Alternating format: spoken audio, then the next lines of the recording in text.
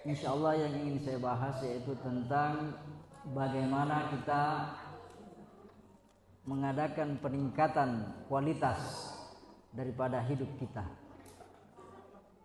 Allah Subhanahu wa taala memberikan kita bulan yang sangat luar biasa, bulan yang penuh dengan keistimewaan.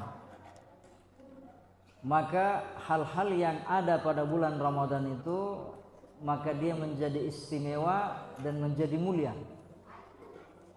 Allah menurunkan Al-Quran di bulan Ramadan, maka Al-Quran menjadi kitab yang paling mulia. Allah menurunkan Al-Quran di malam Lailatul Qadar.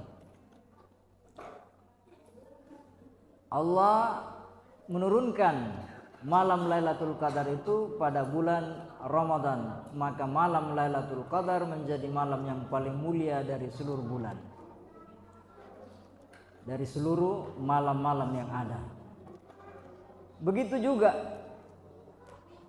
kita umatnya Nabi Muhammad SAW diberikan bulan Ramadan, maka umatnya Nabi Muhammad menjadi umat yang paling mulia karena kitalah yang diberikan bulan Ramadan itu. Maka jamaah sekalian yang sama berbahagia, rugilah kiranya kalau kita ini tidak mengerti, tidak memahami, bahkan tidak berusaha mendapatkan nilai-nilai yang terdapat di dalam Ramadan itu. Alangkah ruginya kita, alangkah bodohnya kita.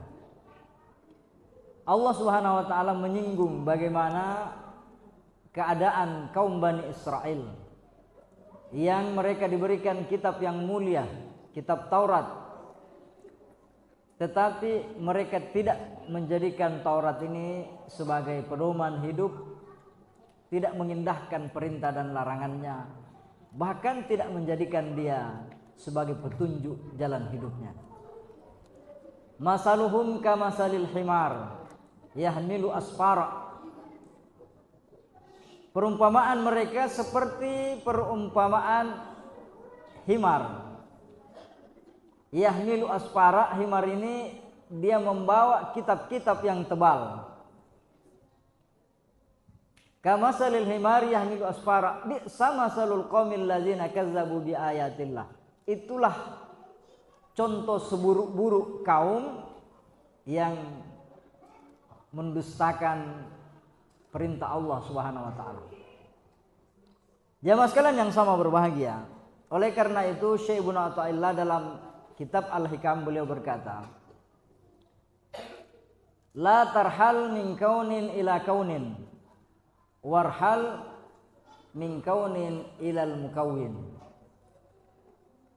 Janganlah kamu hanya berpindah dari alam kepada satu alam yang lain, tapi berpindahlah engkau daripada alam kepada sang pencipta alam.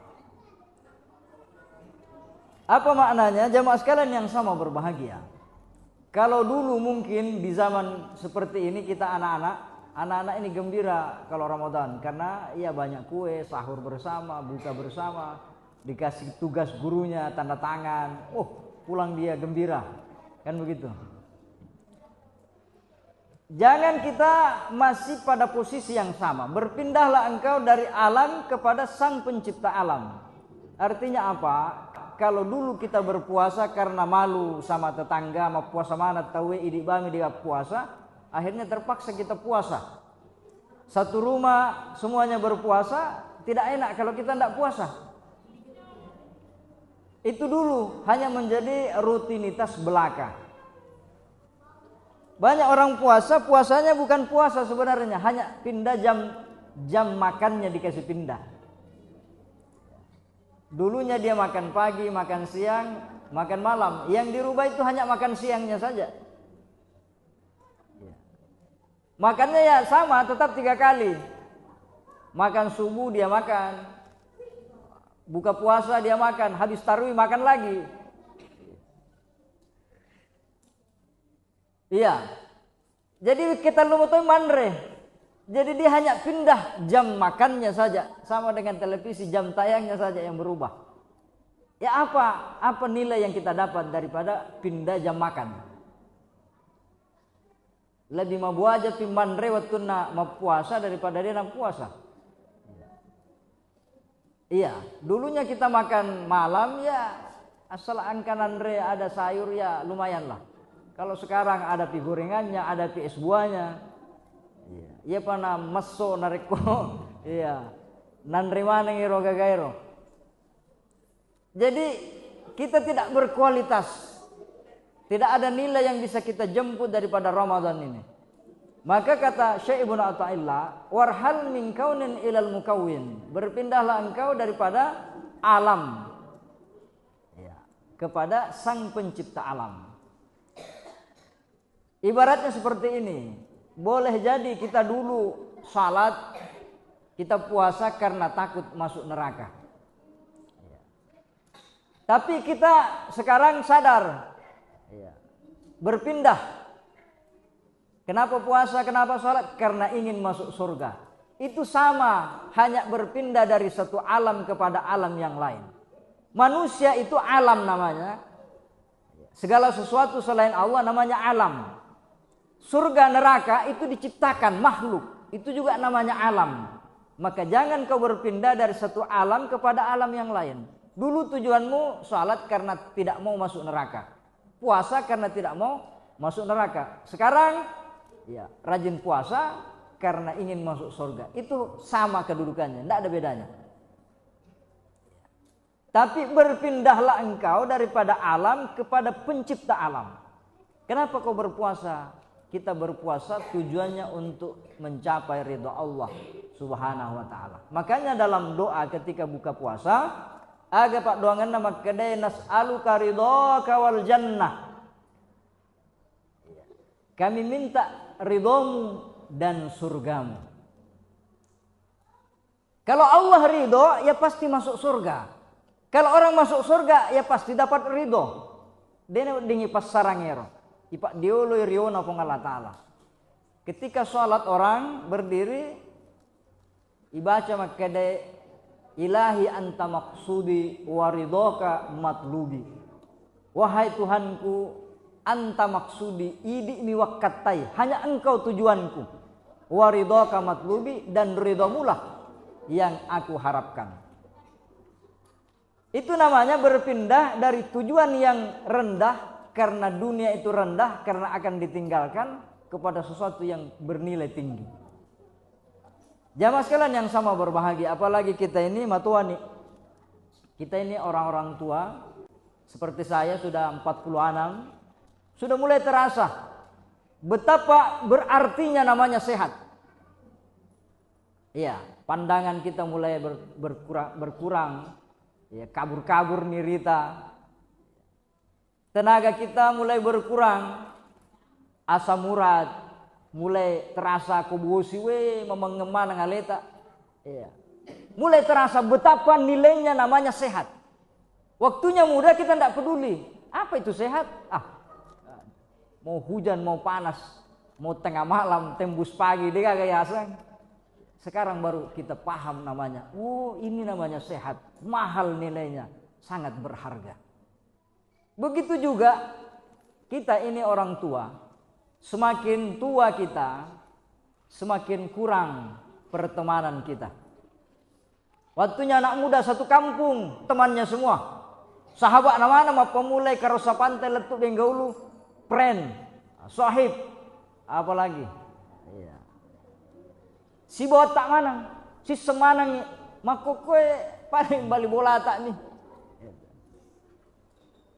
Semakin umur bertambah, semakin kurang pergaulan kita, semakin kurang pertemanan kita. Apa maknanya? Bahwa nilai hidup itu adalah bagaimana engkau semakin mendekatkan dirimu kepada Allah.